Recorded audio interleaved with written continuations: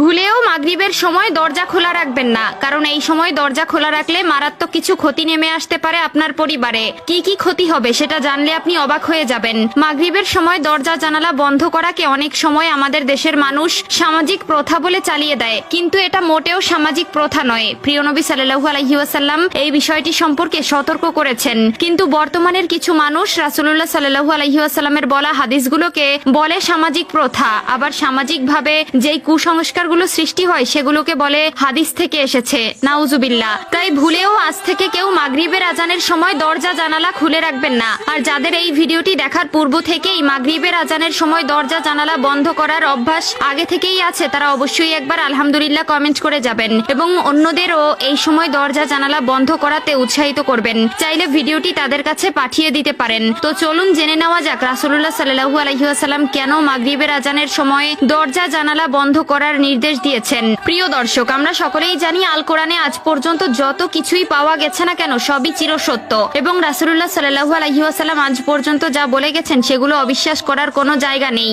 যদি কেউ সেগুলো অবিশ্বাস করে তবে সে অমুসলিম এবং কাফের হিসাবে গণ্য হবে। তেমনি রাসূলুল্লাহ সাল্লাল্লাহু আলাইহি ওয়াসাল্লামের বলা বিভিন্ন হাদিসের মধ্যে এটা উঠে এসেছে যে মাগরিবের আজানের সময় যখন মসজিদের মাইকে মুয়াজ্জিনের মুখে আজানের ধ্বনি উচ্চারিত হয় তখন সেই শব্দ শয়তানদেরকে খুবই বিচলিত করে ফেলে। এই সময় শয়তান আশ্রয় খোঁজার জন্য এদিক ওদিক ছোটাছুটি করে এবং আশ্রয় খুঁজতে শুরু করে। তখন যদি কোনো মুসলিমের ঘরের দরজা খোলা থাকে তবে তারা তৎক্ষণাৎ সেখানে প্রবেশ করে। এখানে এক সাহাবী মহানবী সাল্লাল্লাহু আলাইহি ওয়াসাল্লামকে প্রশ্ন করেছিলেন, হে প্রিয় রাসূল, তারা তো অদৃশ্য, সব জায়গায় ঢুকতে পারে, তবে দরজা আটকালে কি তারা ঢুকতে পারবে না? তার জবাবে রাসূলুল্লাহ সাল্লাল্লাহু আলাইহি ওয়াসাল্লাম বলেন, যখন কোনো মুসলিম মাগরিবের আজানের সময় দরজা বন্ধ করে এবং নামাজ আদায়ের জন্য দাঁড়ায়, আল্লাহ তাআলা তার কুঠির হেফাজতের জন্য নিজে একজন পাহারাদার নিয়োগ করেন। এছাড়াও রাসূলুল্লাহ সাল্লাল্লাহু আলাইহি ওয়াসাল্লাম মাগরিবের আজান দেওয়ার আগেই ছোট বাচ্চাদেরকে নিজ কুঠিরে ফেরত যেতে বলেছেন, কেননা মাগরিবের আজানের পরে দিনের আলো ফুরিয়ে রাতের অন্ধকার শুরু হয় এবং রাতের অন্ধকারে জিনের চলাচল বেড়ে যায়।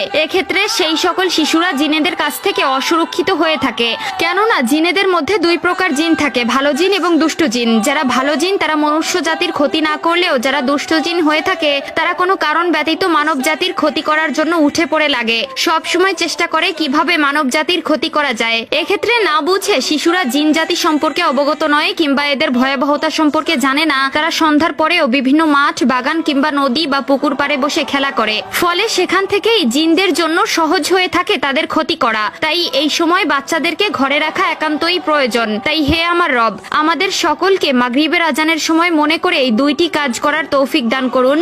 আমিন।